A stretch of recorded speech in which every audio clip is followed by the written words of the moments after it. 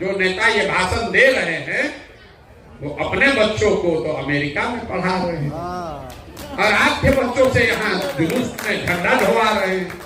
उन नेताओं को आपसे कम हम भी नहीं जानते हैं।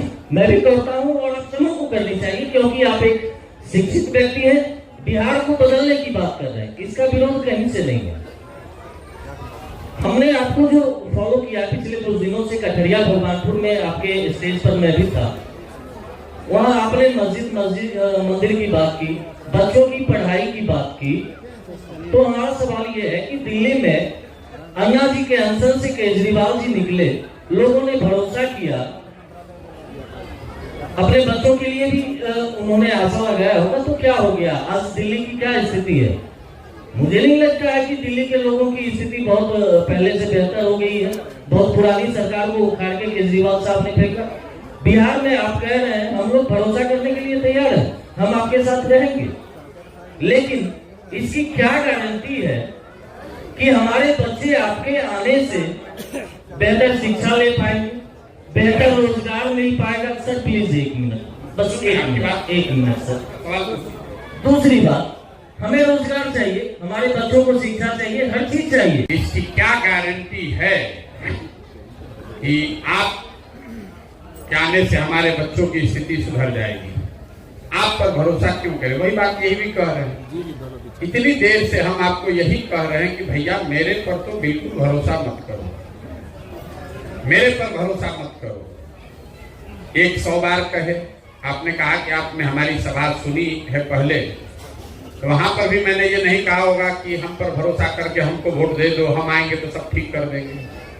हम तो आपको बेसिक बात बता रहे हैं, आप वोट किसको दें ये आपका निर्णय है, लेकिन किस बात के लिए दें ये आपको बताया जा रहा है। आप सांस्कृतिक विरासत के लिए देना चाहते हैं, बिल्कुल दें, लेकिन साथ में अपने बच्चों के रोजगार की भी चिंता कर लें।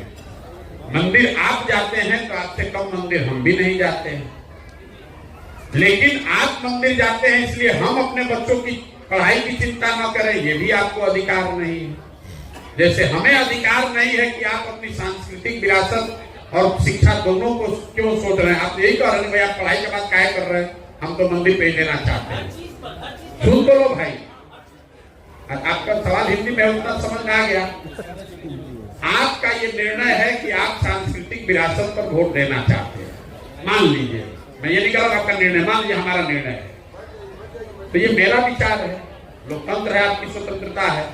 हमारा विचार है कि भैया सबसे ज्यादा जरूरी है कि तुम अपने और अपने बच्चों की पढ़ाई की पहले चिंता कर लो। अगर आपकी इतनी भी समझ नहीं है कि आप अपना नाम लिख सकें, तो किस सांस्कृतिक विरासत को बचाओगे? किस सांस्कृतिक विरासत में बताया गया है कि अपने बच्चों को अनपढ़ और मजदूर बना दो? ये बता दीजिए। हम जिस सांस्कृतिक विरासत की आप बात कर रहे हैं, इस सांस्कृतिक विरासत में यह बताया गया कि अपने बच्चों को पढ़ाओ नहीं, उनसे जुलूस में उनको घुमाओ, धर्म का रक्षक बनाने के नाम पर उनको मिलिटेंट बना दो। और जिन नेताओं को, जो नेता ये भाषण दे रहे हैं, वो अपने बच्चों को तो अमेरिका में पढ़ा रहे हैं और आपके बच्चों से यहाँ जुलूस में झंडा ढोवा रहे हैं। उन नेताओं को आपसे कम हम भी नहीं जानते हैं। बात किसी के विरोध की नहीं है, बात बिहार के बच्चों की है।